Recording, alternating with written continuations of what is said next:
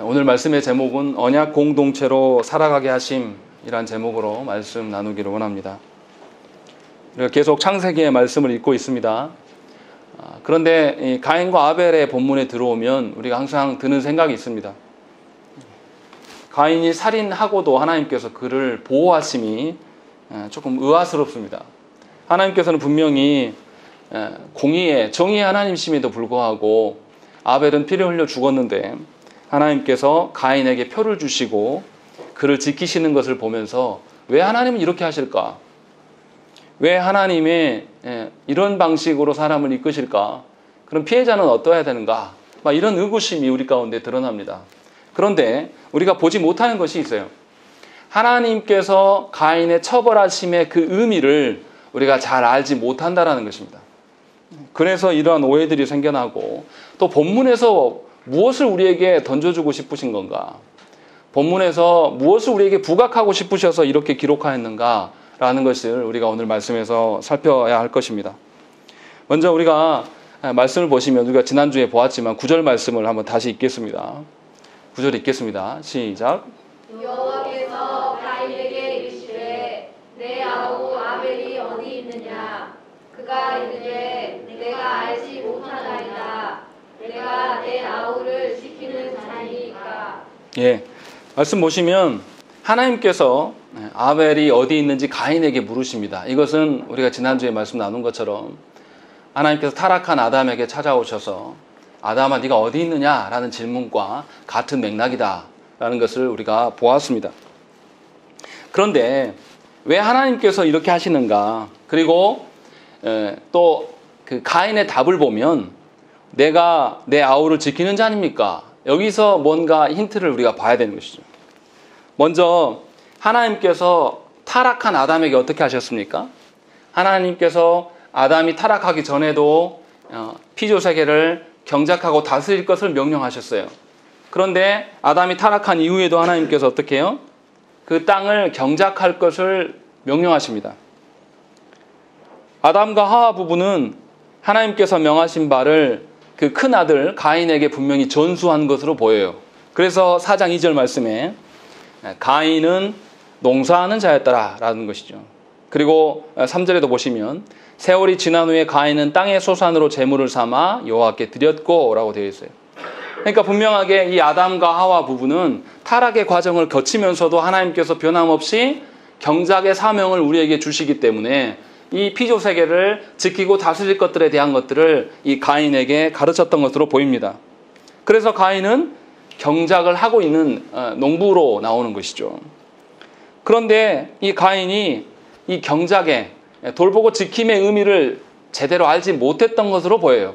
왜냐하면 9절 말씀에서 내가 내 아우를 지키는 자입니까? 이렇게 반문하는 것이죠. 그러니까 하나님께서 죄인된 이 가인에게 찾아오셔서 아벨이 어디 있느냐라고 물을 때에 하나님의 뉘앙스를 이 사람이 알아들었다라는 거죠. 네 형제를 지키고 돌보는 네가 왜 아벨이 어디 있는지 모르냐 이렇게 물어보는 거하고 같은 맥락인 것이죠. 그러니까 가인은 하나님께서 땅만이 아니라 자기의 혈족들도 지키고 보호하라는 의미를 알고 그렇게 반박하고 대답하고 있는 것입니다. 지킨다는 의미가 뭡니까? 그냥 보존하고 그대로 둔다는 뜻이 아니에요. 지킨다는 의미는 뭔가 지키는 대상들을 통제하고 규제하면서 자신의 권위를 행사해서 이를 풍성하게 하는 거예요. 돌보는 것을 다 포함한 것이 지키는 것입니다. 민수기 6장 24절에 하나님께서 자신을 어떻게 계시하시냐면 여호와는 내게 복을 주시고 너를 지키시기를 원하며 라고 되어 있습니다. 이 말씀은 하나님께서 이스라엘 백성들을 복 주시는 말씀이에요. 우리가 축도로 활용하는 한 부분이라는 것이죠.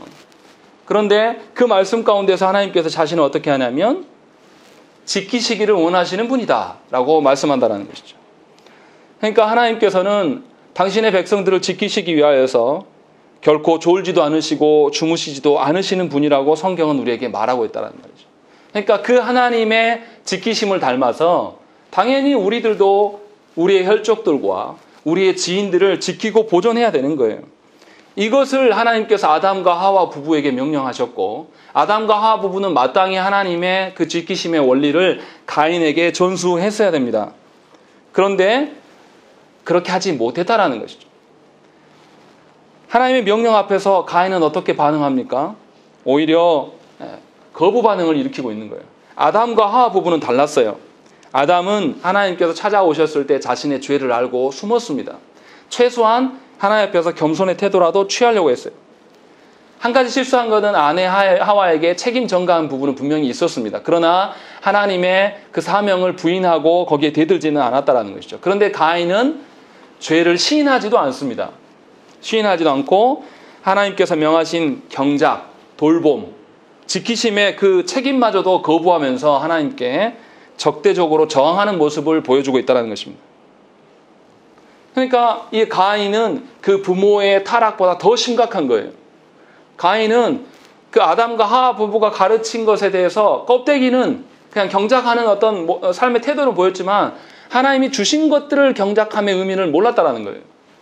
그래서 하나님이 주신 것들을 벗어 던지고 회개의 기회를 발로 걷어차버리는 것입니다. 그러자 하나님께서 이제 10절부터 태도를 완전히 바꾸십니다. 10절 말씀을 한번 읽어보시겠습니다.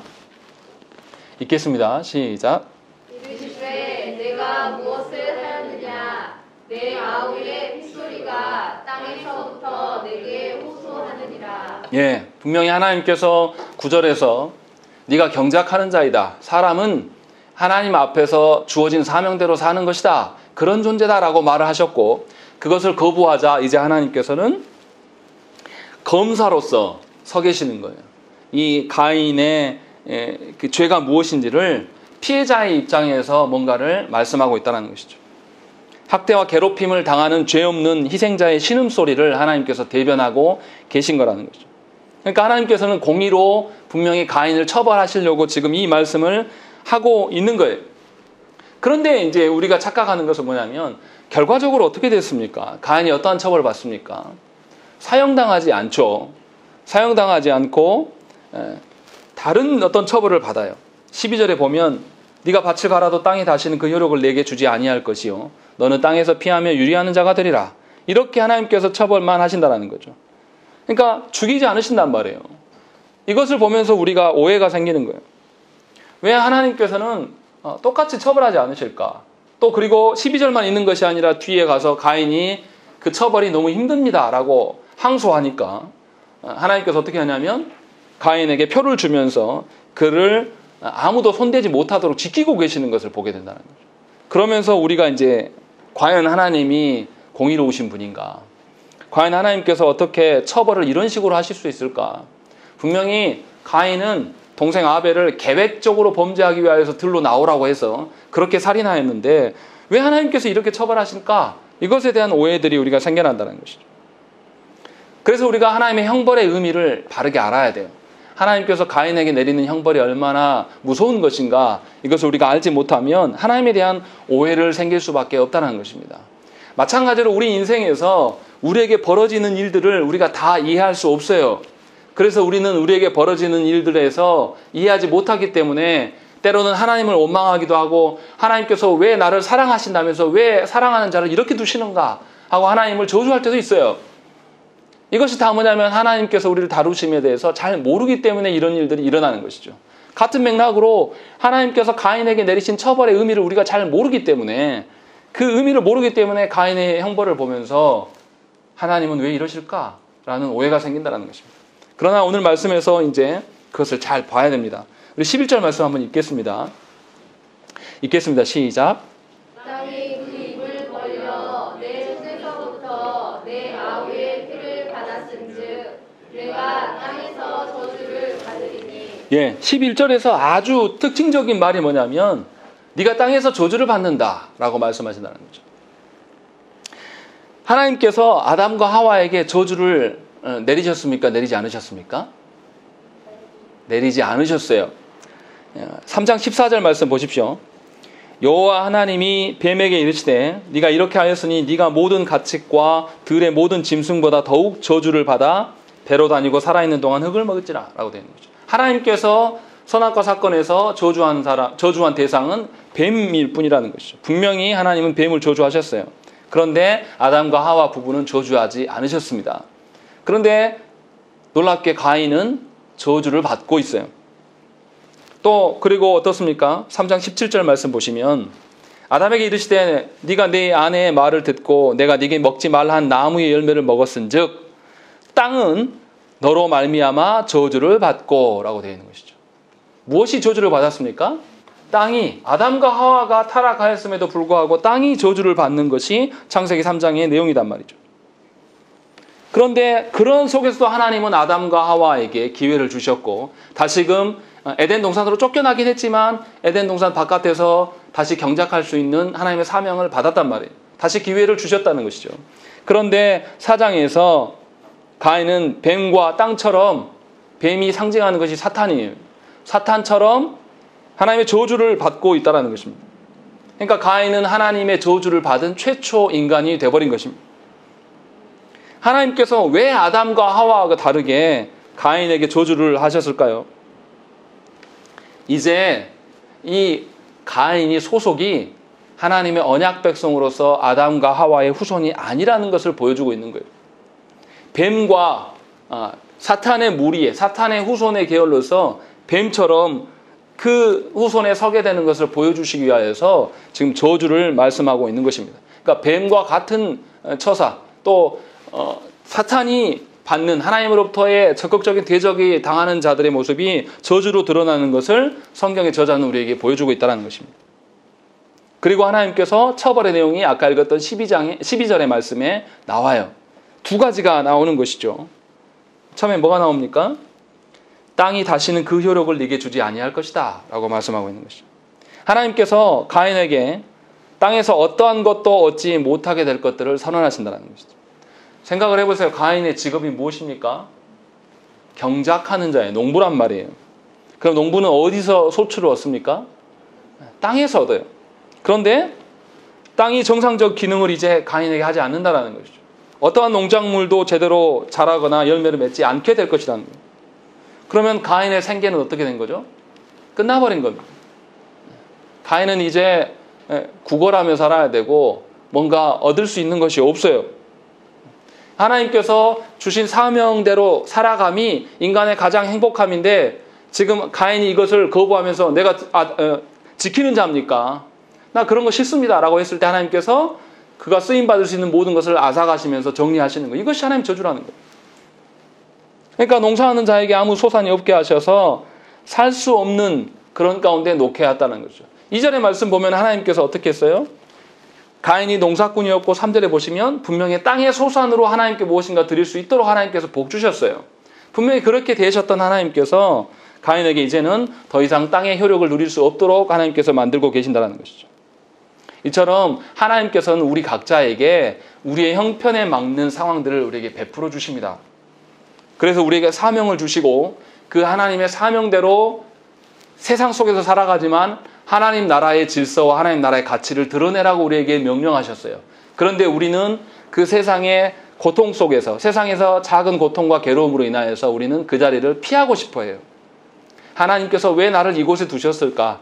하나님께서 왜 이런 상황 가운데서 이 문제를 해결하지 않으시고 나를 계속 고통 중에 주시는 건가? 이것에 대한 고민을 갖는 것이 아니라 우리는 할 수만 있으면 왜 하나님께서 이러한 상황 가운데 나를 두셔서 나를 내버려 두시는 건가? 이런 관점으로 계속 바라본다는 거예요. 이런 시각은 가인이 갖고 있는 시간이에요.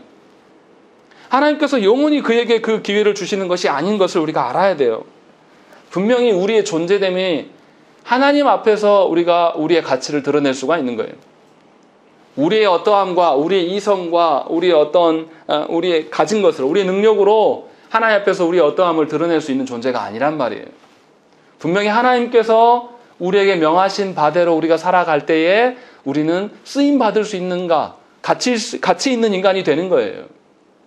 전에도 제가 말씀드렸지만 처음 개척하였을 때에 제 아내와 장모님과 아이들 둘이 있는데 아이가 그때는 더 어렸으니까요. 아이가 뛰어다니니까 아내는 아이 잡으러 가고 장모님은 또 그거 바라보고 있고. 그러니까 설교할 사람이 없어서, 설교를 들어줄 사람이 없어서 너무나 힘들었어요.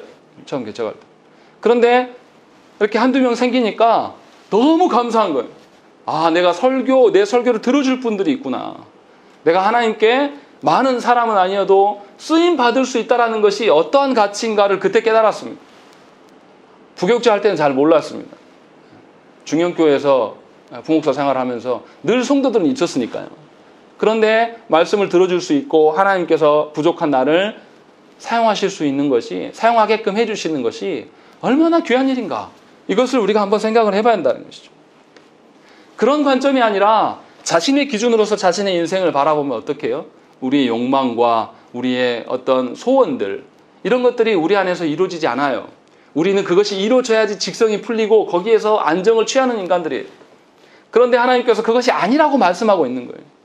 하나님께서 우리에게 보여주신 하나님 나라의 가치와 질서로 우리를 세워가기를 원하시고 주신 그곳에서 우리가 할 수 있는 것이 무엇인지를 하나님께서 보기를 원하신다는 거예요. 그래서 가인에게도 기회를 주셨고 타락한 가정이었으나 경작의 기회를 계속 주셔서 큰아들에게 그것을 대물림할 수 있도록 하나님 명하셨단 말이에요. 그런데 이 일에서 벗어나 버렸어요, 가인. 그러니까 이제 가인이 어떻습니까?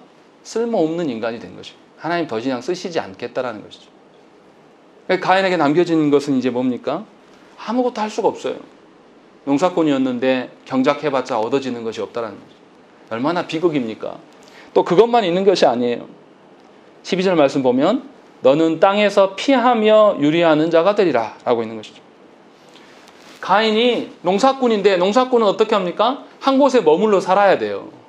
거기에서 식물을 심고 그것들이 자라는 동안에 돌보고 또 그것들이 나중에 열매를 맺었을 때 추수를 해야 되는, 한 곳에 머물러 살아가야 되는데 이제 어떻게 합니까? 땅에서 피하며 유리하는 자가 되어버렸습니다. 한 곳에 머물 수 없게 되어버린 거예요.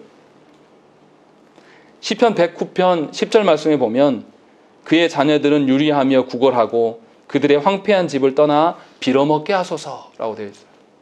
하나님의 자녀가 원수된 자들에게 저주를 품는 말이 바로 이 말이에요. 한 곳에 머물 수 없고 유리방황하는 사람들을 피해서 도망하는 것을 잘 반영하고 있는 말씀을 우리에게 보여주는 거예요. 그러니까 하나님께서 지금 이 가인을 유리방황하게 하는 것은 하나님의 저주로 인하여서 이 사람이 어느 곳에도 마음을 두고 살아갈 수가 없는 거예요. 사람이 어떻습니까? 아무리 나이가 먹고 세월이 흘렀어도 자기가 어렸을 때 태어났던 뛰놀던 그 고향에 대한 그리움이 얼마나 간절합니까? 그런데 가인은 이제 그것을 볼 수가 없는 거예요. 늘 방황하면서 쫓기는 삶을 살아갈 수밖에 없게 돼버린 것이죠. 불황자가 된 거예요. 그러니까 가인은 어떻습니까? 이제 어느 누구에게도 공동체 가운데 공동체에서 일치됨과 하나됨, 공동체로 인하여서 소속감, 이런 것을 느낄 수 없는 존재가 돼버린 것입니다. 그래서 이제 가인의 남은 인생은 어떻게 해요? 혼자 살아가는 것입니다. 홀로 되어진다는 것. 이것이 하나님께서 내리신 가인의 처벌이에요. 이것이 작은 일이 아닙니다. 우리는 어떻습니까? 누군가 사람하고 어떤 분하고 우리 다툼이 생겨나면 어떻게 해요? 그 다툼의 언짢음 때문에 내가 기뻐하며 감사하며 못 살아요. 저 역시 마찬가지예요. 어떤 성도들과의 그런 어려움이 생기면 설교하기가 굉장히 거북스럽습니다. 또 아내와 말다툼 잠깐만 있어도 설교하러 올라오면 굉장히 힘들어요. 사람 그렇게 홀로 되어지고 고립되어지는 것이 견딜 수 없는 존재입니다. 왜 인생의 고난과 역경 속에서 어렵습니까? 나만 당하는 것 같은 느낌이 들기 때문에. 다른 가정들은 겉으로 보기에 다 멀쩡해 보이거든요. 그런데 나는 열심히 뛰고 애쓰며 사는데 왜 나만 이렇게 고통을 당해야 되나? 이것 때문에 사실 우리가 어려운 거예요.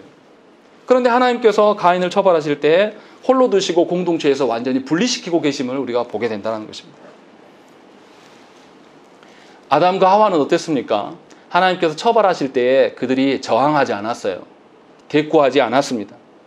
그런데 가인은 13절 말씀 보시면 뭐라고 합니까? 내 죄벌이 지기가 너무 무겁습니다 라고 이야기하는 거예요. 그러니까 하나님의 처벌이 과하다고 말하고 있는 거예요. 이제 가인은 이제 하나님의 얼굴을 뵙지 못할 상황 가운데 놓인 거예요. 이제 더 이상 언약 공동체에 속하지 않아요.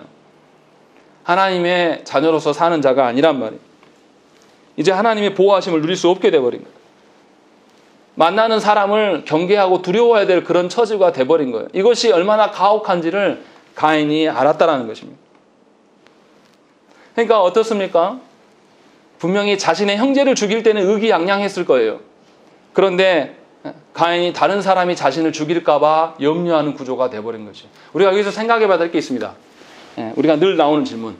분명히 하나님께서 아담과 하와를 두셨고 거기에서 자녀들이 나왔는데 가인이 도대체 누구를 만난다는 말입니까? 또 다른 사람이 누가 있습니까? 이렇게 물어볼 수 있어요. 그런데 아주 쉽습니다. 아담과 하와가 자녀를 딱 셋만 낳았을까요? 그렇지 않았을 거죠. 계속 자녀를 낳았을 거예요. 생각을 해보세요. 아담과 하와가 성인으로 창조되었을 것이고 창조되어서 대략 10년 이내에 새 자녀를 낳았다고 해보세요. 그리고 나서 이 사람들이 몇 년 살았습니까? 900년 이상 살았단 말이에요. 계속 자녀를 낳고 자녀들이 또 손자를 낳고 이렇게 계속 나면 가인이 만나는 사람은 누구를 만나는 거예요? 자기의 혈족, 자기의 형제 지체들을 만나는 거예요. 이것이 비극이에요. 가인이 형제를 죽일 때는 자기의 욕망으로 형제를 죽였을 것입니다. 그런데 이제 가인의 처지가 어떻게 돼요? 형제가 자기를 죽일까봐, 복수할까봐 두려워서 벌벌 떠는 구조가 돼버린 거예요. 자신이 사냥감이 된 거예요. 전에는 형제를 사냥하는 자로서 하나님께 내가 아벨 지키는 자입니까? 하고 아주 뻔뻔하게 대들었는데 이제 가인에게 남겨진 것은 뭡니까? 이 형제의 후손들이 자기를 죽일까봐, 자기의 혈족들이 자기를 죽일까봐 두려워하는 그런 구조 가운데 놓여버리는 것이죠. 그래서 친족을 두려워하고 친족을 경계하는 지경에 이르게 되었다는 거죠. 이 사람은 아무도 못 만나는 거예요. 완전히 홀로 살아가야 되고 사람을, 자기 형제들과 자기의 부모를 만나도 두려워할 수밖에 없는 거예요. 분명히 하나님께서는 지키라고 돌보라고 우리들에게 많은 영혼들을 위탁해 주셨습니다. 하나님의 언약 공동체, 언약 백성으로서 여러분들에게 위탁해 주신 거예요. 결코 여러분들이 왕이 되어서 그들 위해서 군림하고 그들을 함부로 처단하고 뭔가 어떠한 것을 우리 마음대로 주장하라고 주신 것이 절대 아니란 말이에요. 그런데 우리는 이것을 완강히 거부합니다. 내 뜻대로 되지 않으면 형제들 간에도 싸우고 부모하고도 싸우고 또 주신 자녀들에게도 어떻게 합니까? 하나님의 뜻이 아니라 내 뜻을 관철시키려고 억지를 부릴 때가 참으로 많아요. 그러나 우리가 살펴야 돼요. 우리는 우리에게 주신 만나는 영혼들을 지키는 자지 결코 그들 위해 군림하면서 그들을 위해서 왕도로 다는 자들이 아니라는 것입니다. 하나님께서는 그런 방식으로 우리를 공동체 가운데 두셨어요. 생각을 해보세요. 왜 하나님께서 우리를 개별적으로 하나하나 부르셔가지고 하나하나 한 분 한 분 만나주시지 않고 왜 교회라는 공동체를 두셔서 우리를 하나 되게 하시고 거기에서 우리를 두셨습니까? 또 왜 하나님께서 왜 가정을 세우셔서 가정 가운데 자녀를 두시고 거기에서 양육케 하십니까? 저도 자녀를 이렇게 키워보니까 보통 일이 아니에요. 둘밖에 안 키우는데도 굉장히 힘들고 어렵다라는 생각이 많이 들고 내 시간을 좀 갖고 싶다 이런 생각이 많이 들어요. 그런데 하나님께서 왜 그곳에 우리를 두십니까? 하나님께서 우리를 그런 방식으로 다스리겠다라고 약속을 하셨어요. 그래서 어떻습니까? 자녀에게 힘들고 괴로운 것보다 자녀가 아빠 하면서 다가올 때 사랑의 표현 하나가 보면 그 힘든 걸 다 앗아가지 않습니까? 그런 기쁨 또한 또 공동체 가운데 하나님 주셨단 말이에요. 그러니까 하나님께서 우리를 공동체에 두신 것은 사실은 우리를 위한 것이고 우리의 존재됨을 확인할 수 있는 그런 장으로 두셨어요. 그러니까 우리는 하나님께 주신 공동체 가운데 하나님이 두신 방편대로 공동체를 이뤄가야 되는 자들이에요.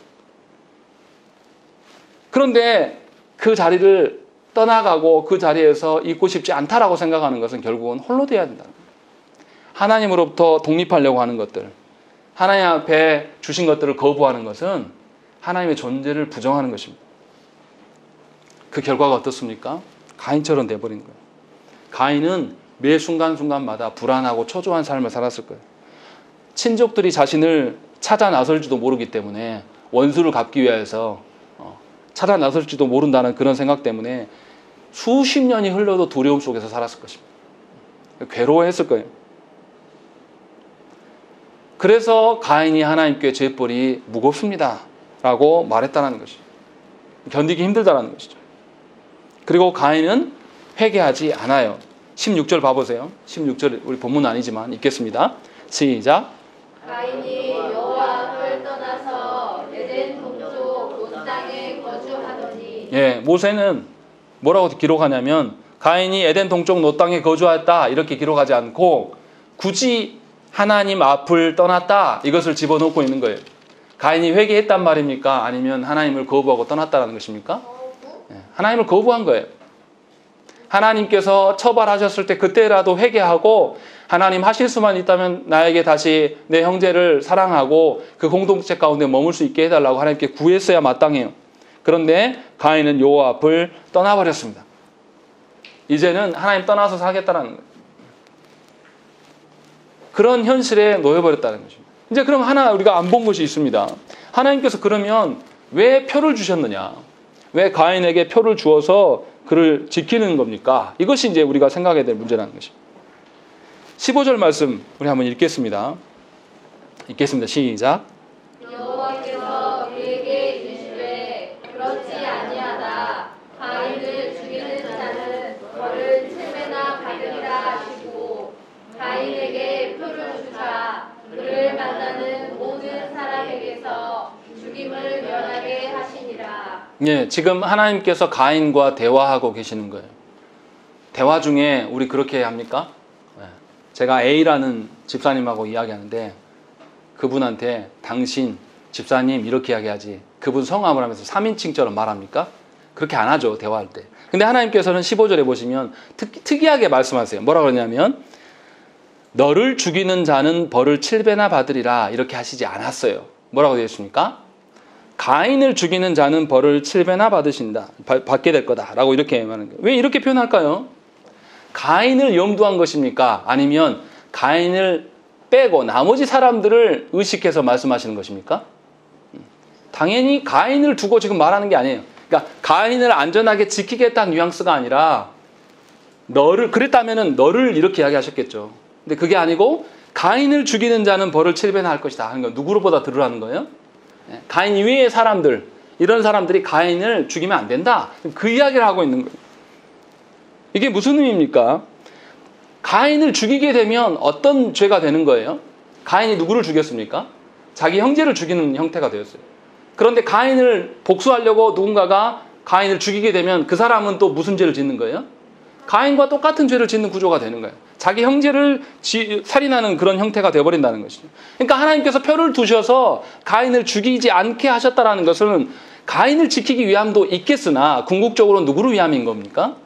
나머지 공동체 지체들을 하나님께서 지켜내시기 위하여서 이 일들을 하고 있다는 것이죠. 근친 간의 보복을 금지하고 있는 거예요. 그리고 공동체의 와해를 막으시는 거예요. 이제 언약 공동체 안에서 그 가정 안에서 더 떠나야 될, 추방돼야 될 사람들을 더 이상 없게 하시기 위해서 근친 간의 어떤 법적인 처리들, 어떤 원수를 갚는 일들을 하나님의 막으심으로 공동체를 지켜내고 계심을 우리가 보아야 된다는 것입니다. 하나님께서는 우리를 이런 방식으로 우리의 인생을 지키시고 보존하고 계신다는 것이죠. 우리가 볼 때는 내가 당하는 그 억울한 일, 또 내가 당한 원통한 일들로 인하여서 마음이 아리고 그것이 해결되지 않아서 마음의 병으로까지 우리는 발전하며 그러면서 우리가 뭐라고 합니까? 우리가 심판자 되는 것처럼 우리가 하나님의 위에 서가지고 왜 마땅히 이 일은 이렇게 돼야 되는데 하나님 안 하시느냐 요 이야기만 한다는 거예요. 그런데 하나님은 우리보다 우리를 너무나 더 잘 아셔서 우리를 살리고 우리를 공동체 가운데 두시기 위하여서 우리가 보기에 합당한 방식으로 행하지 않으시면서 우리를 지키고 계신다는 것을 우리가 알아야 된다는 것입니다. 하나님이 우리를 지키고자 하시는 것은 우리를 언약 공동체에 두셔서 하나님 나라 백성 되게 하시기 위한 목적으로 두시는 거예요. 이 땅에서는 억울한 일을 당하고 이 땅에서는 사람들한테 외면당할 수도 있어요.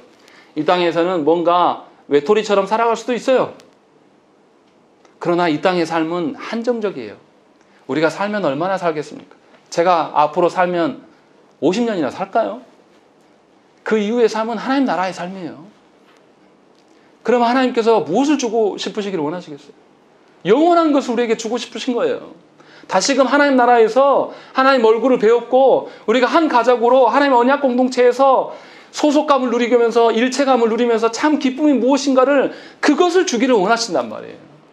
그래서 하나님께서 우리를 하나님 나라의 질서와 가치의 관점으로 우리를 지키시고 보존하고 계신다는 것이죠. 그러니까 하나님께서 가인을 처벌하지 않으신 것은 너무나 당연한 것이에요. 그러나 하나님께서 가인을 처벌하지 않으셨습니까? 처벌하셨습니다. 아담과 하와는 성소인 에덴 동산에서 추방당했어요. 그런데 하나님과의 교제가 단절됐습니까? 단절되지 않았습니까? 단절되지 않았어요. 여전히 하나님이 명하신 사명을 시행하고 있었고 그들은 여전히 하나님께 예배했습니다. 하나님께서 그 예배를 받아주셨어요. 그런데 가인은 어떻습니까? 이제 하나님께서 더 이상 그와 교제하지 않으십니다. 가인은 이제 단절하게 되어버렸어요. 이제는 가인은 하나님의 언약 공동체 가운데 소속이 아니에요. 그래서 우리가 읽진 않았지만 16절부터 가인의 자손만 따로, 족보가 따로 나오는 거예요. 왜 아담의 계열과 아담의 계열이 아닌 부분, 또 에서의 계열도 따로 나오죠. 이렇게 하나님 분리하고 계십니까? 하나님께서 언약 공동체에 속한 자들에게 하나님의 소망을 주신다라는 거예요. 신앙 공동체에서 쫓겨나서 방황하게 되면 그것처럼 고달프고 외로운 것이 없습니다. 그것처럼 하나님의 저주인 것이 없어요. 그래서 우리가 알아들어야 돼요. 하나님께서 우리를 어떤 방식으로 지키고 보호하시는가를 우리가 살펴야 된다는 것이죠. 하나님께서 그러면 언약 백성들에게 저주를 행하시지 않으십니까? 행하셔요. 그런데 그 저주는 다른 의미입니다. 하나님께서 이스라엘이 타락하여서 하나님을 떠나서 우상 숭배하면서 온갖 잡신들을 섬길 때 하나님이 어떻게 하십니까? 그들을, 나라를 없애버리고 그들을 노예로 팔려가게 하셔요. 그런데 그것으로 끝나지 않아요. 하나님 어떻게 하십니까? 언약에 불순종한 자들을 저주케 하셔서 나라를 잃게 만들고 노예로 팔려가게 하시지만 다시 돌아오게 하신단 말이에요. 그러니까 하나님께서 언약 백성에 속한 자들에게 하나님이 진노하시는 그 처벌과 가인처럼 언약 공동체에서 벗어나는 처벌은 완전히 다른 이야기가 되는 거예요. 그러니까 저와 여러분들이 깨달아야 되는 거예요. 비록 우리가 하나님을 잘 몰라서 하나님 앞에서 하나님만을 섬기며 살아가지 못하고 내 뜻과 내 욕망에 젖어서 내 인생을 허송세월을 보냈을지라도 하나님께서 나를 여전히 고통 가운데 두셔서 다시금 돌아오게 하시기 위한 그 처벌로 우리를 다스리신다면 우리는 여전히 하나님의 언약 공동체에 속한 자들이에요. 비록 처벌로 인하여서 괴롭고 힘든 나날을 보내고 있으나 여전히 하나님은 나와 교제하기를 원하신다는 또 다른 표현임을 우리가 알아들어야 돼요. 그러니까 인생의 즐거움과 고통들이 우리를 죽이고 힘들게만 하는 게 아니에요. 매번 말씀드리지만 저 또한 마찬가지지만 우리가 언제 스스로 하나님을 찾아 섬기고 나서서 예수 믿은 사람이 누가 있습니까? 다 어쩔 수 없는 상황에 하나님이 두셔서 하다 안 되니까 최종적으로 하나님을 찾게 돼서 우리가 하나님께 나온 거 아니에요. 그런 식으로라도 하나님께서는 우리에게 영원한 하나님 나라를 주고자 하신다는 거예요. 우리의 인생의 질고와 고통은 잠깐이에요. 이런 말하는 저에게 목사님이 다 겪어봤냐 이렇게 물어보실 수도 있어요. 그러나 하나님께서 지금 그렇게 말씀하시고 하나님께서 우리에게 그렇게 계시해 주신다는 거죠. 이것이 우리가 마음에 품어야 될 포인트예요. 창세기를 쭉 읽어가면서 우리가 볼 수 있는 것이 있습니다. 인간의 죄가 어떻습니까? 아담과 하와가 범죄하고 나타난 그들의 태도와 그의 자녀들 때에서 드러나는 그들의 태도가 어떻게 해요? 더 악해지고 있는 것을 보아야 돼요. 아담의 계열 속에 있었던 이스라엘 백성들이 어떻게 해요?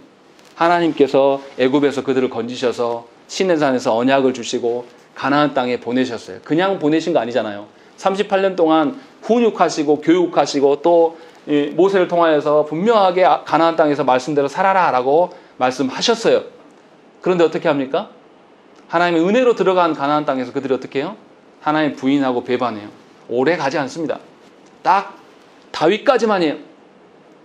솔로몬부터 엄청난 타락을 이루면서 나라가 쪼개지고 패망의 나날들이 훨씬 길어요.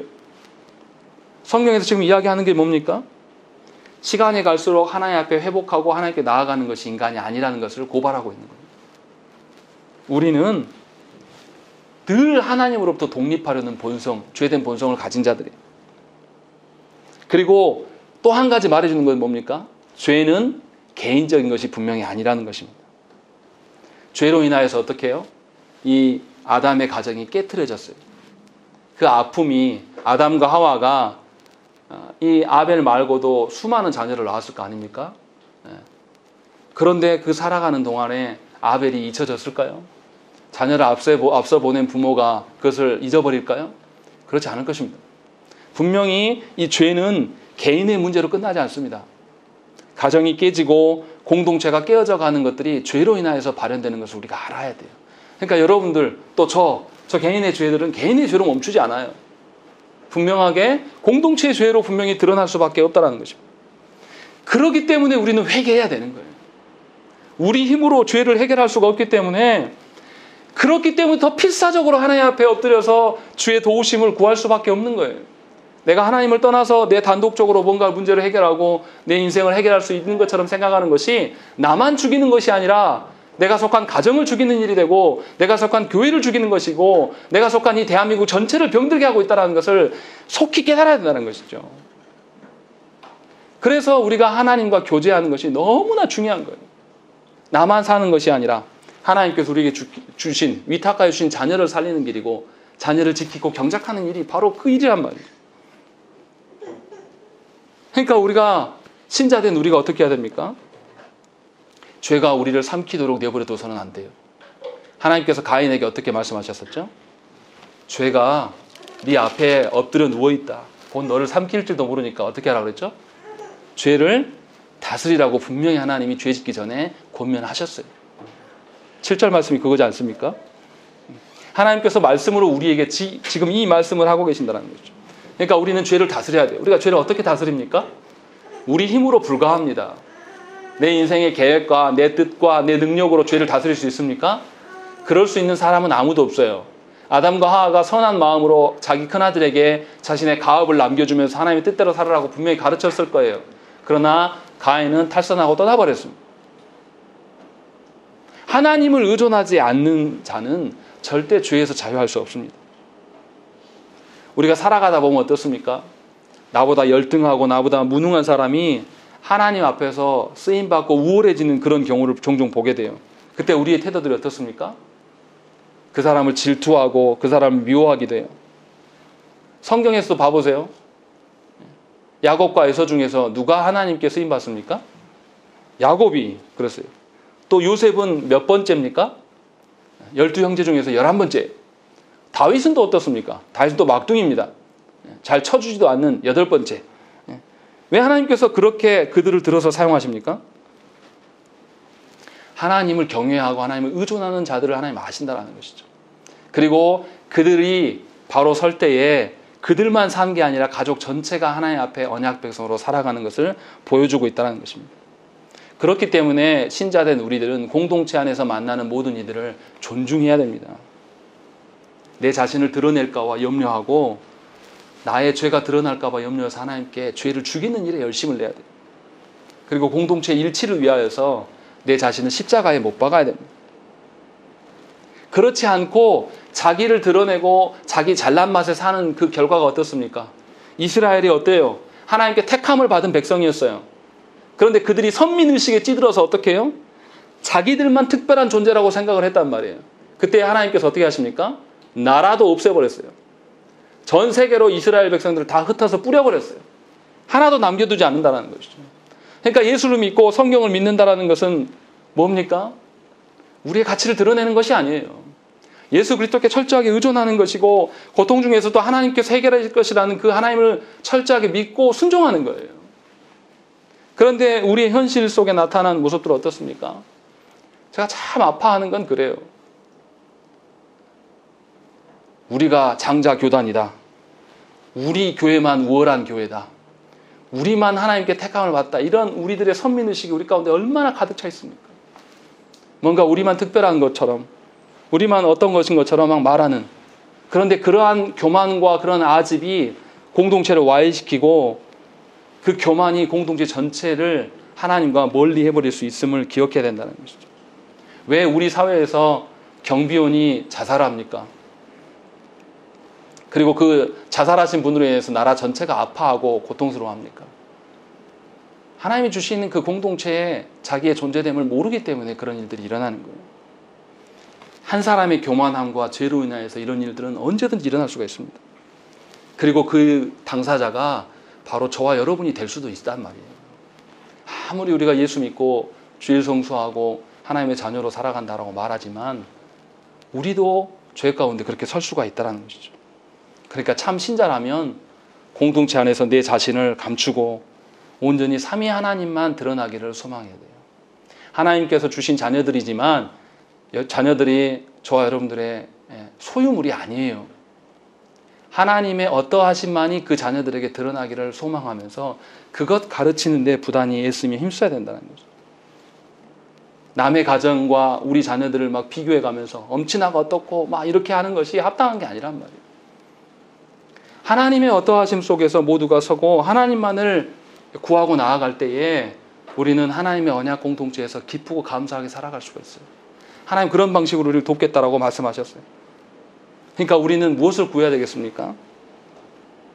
내 가정, 내 직장, 내 소유, 내 새끼, 우리 교회 이런 것만을 회복하면서 구하는 자로 서서는 절대 안 돼요. 하나님이 온 우주 만물의 주인이셔요. 우리 교회뿐만 아니라 아직 예수를 믿지 못하는 저들까지도 다 하나님의 주인이시란 말이에요. 그들도 우리가 불쌍히 여기면서 공동체의 눈으로 우리 자신을 바라봐야 되고 공동체의 시선으로 우리가 속한 사회를 바라봐야 되고 공동체의 시선으로 하나님 앞에 서야 된다는 것이죠. 그러니까 하나님께서 우리를 홀로 내버려 두시지 않으시고 우리를 언약 공동체 가운데 살게 하심이 얼마나 큰 은혜인가를 여러분들이 누리고 사셔야 된다 이 말이에요. 저도 목회하고 있지만 감사한 건 뭐냐면 작은 공동체지만 어떻습니까? 우리 안에 뭐 분쟁이 있거나 다툼이 있거나 오해가 있거나 이런 게 없어요. 우리 교회는 다 하나님으로 인해서 기뻐하고 그냥 살아가는 거죠. 이런 공동체, 이런 목회가 되기를 소망합니다. 여러분도 그러지 않습니까? 사람이 많이 모이고 거대해져서 막 분쟁이 있는 것보다는 물론 교회가 커지면 좋겠지만 그렇지 않더라도 하나님의 언약 공동체에서 하나님을 의존하고 살아가는 것이 참 기쁨인 것을 여러분들이 누리셔야 됩니다. 비록 우리 가정에, 우리 교회에, 우리 사회에 아픔과 고통과 괴로움과 또 인생의 질고가 없진 않아요. 분명히 있습니다. 그러나 하나님께서는 우리를 여전히 언약 공동체 가운데 두셔서 지키고 계심을 믿으시기 바랍니다. 인생의 질고 속에서 절망하지 마시고 여전히 하나님께서 우리를 언약 백성으로 삼아주심에 감사하면서 그 하나님을 신뢰하고 그 신뢰함으로 공동체 내에서 우리 자신을 발견해가는 저와 여러분 되시기를 간절히 축원합니다. 함께 기도하겠습니다.